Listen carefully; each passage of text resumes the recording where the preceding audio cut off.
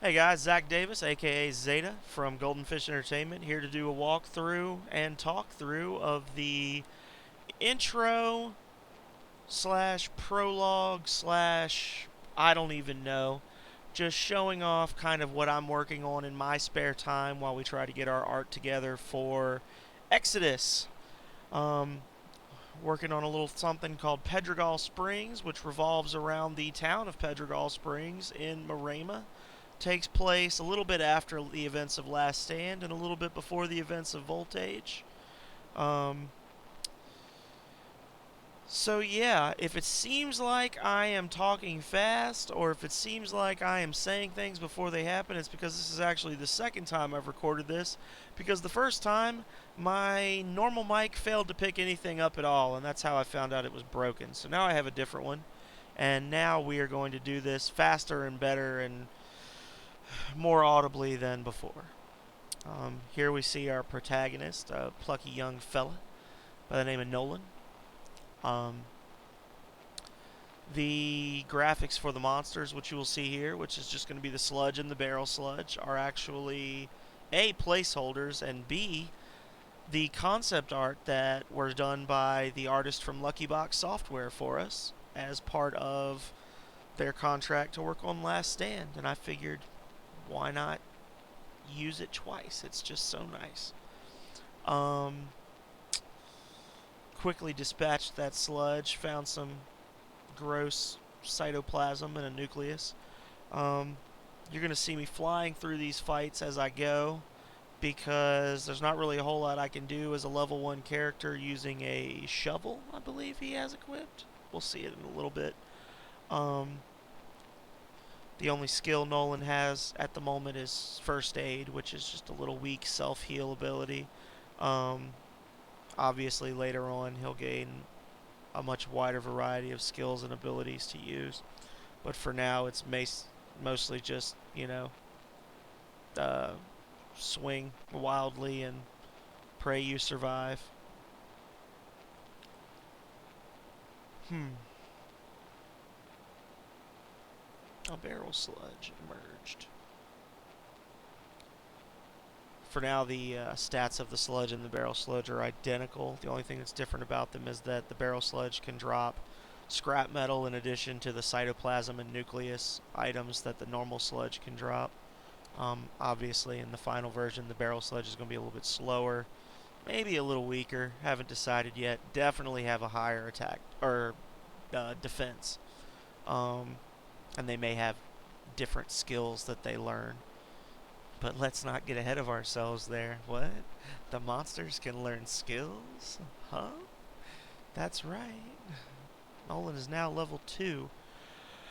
As I'm sure you figured out, I know where all the items are, and I'm just doing a quick run through, going counterclockwise around the entire town, picking up things as I go. Just got a piece of scrap metal that's going to be important later. Although I think when I played through, a couple of enemies dropped it as well. Used my first aid.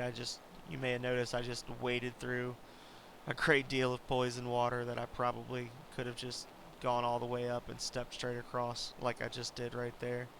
Um, the dash here is actually, if you've seen my old videos, I could never run this fast. It's because I've updated from the RPG Maker VX Ace engine to the MV engine, which, in addition to allowing me to upload stuff directly to the Android and Apple developer consoles, also has a thing where you can click. They have touch sensitivity, and to test that out, I can use my mouse, and when I click, my guy will rush. So it makes this a lot easier and faster. Found a Fang necklace. Only increased my attack power by 2 points, but that's because, as in Voltage, all of our gear, as well as our healing items and most of our abilities, work on a percentage basis and not a flat number basis. The Fang necklace actually increases the wearer's attack power by 5%, so it will maintain the same level of viability as an accessory throughout the game. If any of you have played the older Star Ocean games, you'll be very familiar with the idea of percentage healing items and percentage gear, and you'll know that early on it's brutal. You get the crap kicked out of you. You use a ton of healing items just to stay alive. But as you progress through the game later and later, those items actually seem to become more and more useful. And that'll be the case here as well. I am confident. Just drank from a healing pool. Just like in our previous little videos, it'll be very easy to see where the healing pools are, because you can see they're just surrounded by greenery in this otherwise very dead area. Let me drink from it again just to top myself off. Oops, accidentally hit it twice. And now I'm going to make my way up to the big building in the northwest, which I skipped in my run through because I swear I don't know exactly what's going on.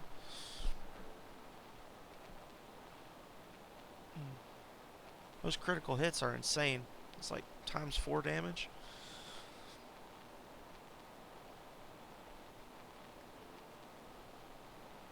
All of these buildings I'm actually bypassing are all locked right now in the prologue, but once you get into the actual game, you're going to continue to be in this area, in this town a lot, and those houses will slowly become inhabited by new characters and shopkeepers and things. Nolan, we've known Nolan for 6 minutes and we've already determined that he's willing to steal a car. So, stand-up guy. Getting attacked by some enemies. I guess you could call this a little mini boss fight. We already had an encounter like this where you have the 2 sludges and the barrel sludge. It can happen as a regular encounter, but it's very rare in this area. So normally for the player, it's more of like a what the hell is going on here type thing. I'm jetting through this text because I just wanted to be able to post this to YouTube and everything. So you might just have to pause to be able to read the text. I'm not even going to attempt to read it. You see we have our Twinkies and our cup of noodles and stuff like that.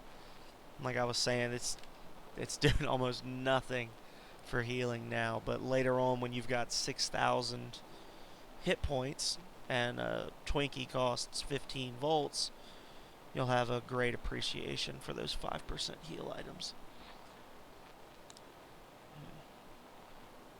I'm going to go through and check this whole area. Oh. Those darn invisible walls, i.e. or would it be i.e. aka vis-a-vis internal monologue saying, hey, maybe I shouldn't walk up this stair. Old revolver.